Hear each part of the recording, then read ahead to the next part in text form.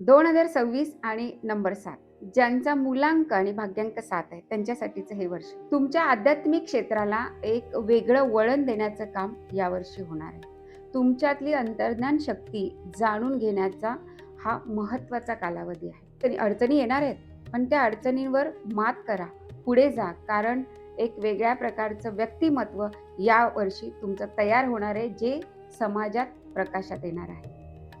तुम्हाला जर एखादी धार्मिक संस्था स्थापन करायची असेल तर जरूर करा. अनेक तीर्थक्षेत्रांची भेट यावर्षी तुम्हाला मिळणार आहे. अनेक धार्मिक संस्था किंवा वेगवेगळ्या मंदिरांची भेट तुमची यावर्षी होणार आहे. राजकारण, मेडिकल स्टोअर किंवा जे सर्जन आहेत त्यांच्यासाठी हा कालावधी उत्तम आहे. किंबहुना याच्यामध्ये जे शिक्षण घेत असतील त्यांच्यासाठी सुद्धा हे वर्ष अनुकूल आहे किंवा हा कालावधी अनुकूल आहे.